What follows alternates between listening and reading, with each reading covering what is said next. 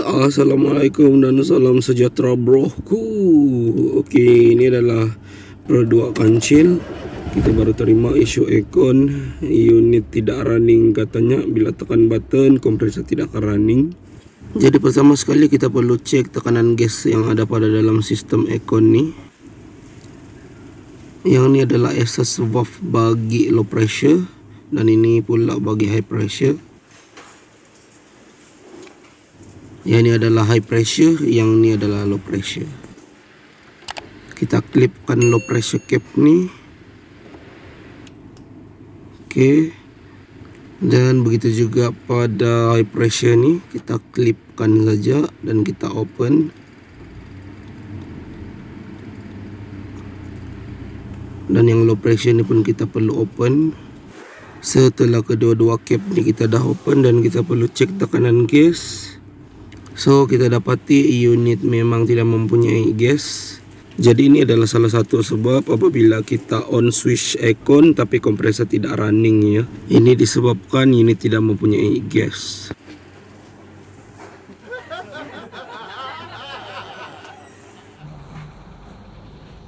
Oh no, panasnya.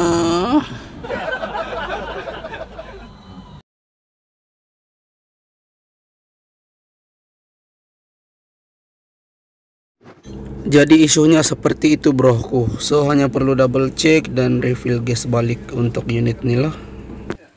Saya ingin tunjuk satu benda. Sekiranya Econ kereta korang mengalami leaking gas, korang boleh gunakan produk nih. Hanya perlu suntik ke dalam sistem Econ. Dengan menggunakan produk nih senang untuk detect kebocoran pada sistem Econ kereta korang yang dah leaking. Sebagai contoh, sekiranya pipe Econ kereta korang leaking, korang akan nampak kesan cecair nih pada pipe kereta orang yang leaking. Tapi saya ingatkan, benda ini tidak akan menyelesaikan isu ataupun kebocoran pada sistem Econ kereta, tapi ianya hanya memudahkan kerja bagi leak test ya. Bagi korang yang mengalami masalah bocor halus, memang sesuai untuk guna produk nih. Korang boleh beli produk nih dekat kedai-kedai supplier Econ.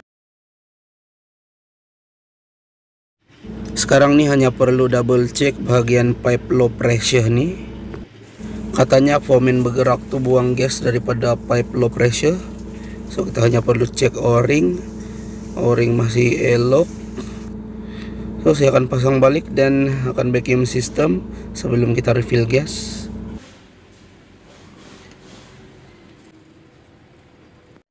Seperti biasa broku, unit perlu di vacuum 2 ke 3 menit.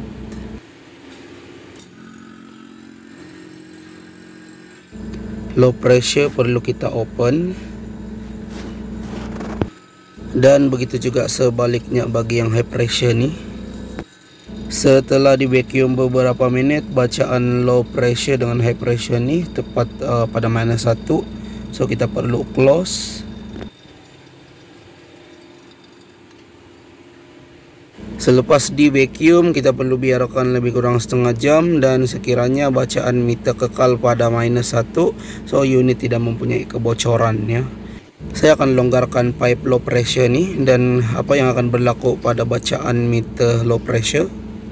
Oke, korang nampak tuh. Bacaan ini akan balik ke kosong, itu menandakan unit mempunyai kebocoran ya.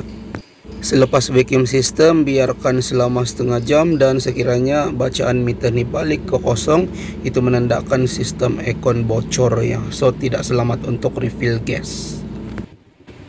Jadi saya akan vacuum untuk kali kedua. Tadi itu hanya demonstrasi saja.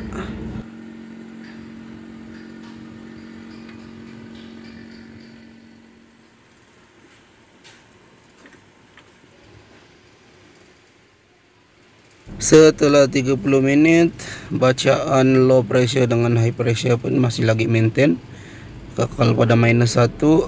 Saya akan start kereta dan saya akan refill gas. Bagi Pro 2 kancil nih, sekiranya korang ingin cabut cooling coil, korang tidak perlu cabut dashboard.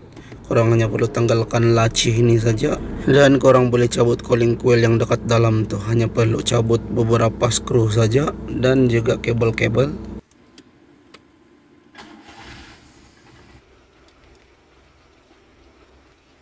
Sekarang kita akan refill gas. Kita akan refill slow. Kita akan refill 10 psi, 20 psi, 30 psi, dan akan tengok condensation, pumping compressor, dan bacaan gas yang sebenar.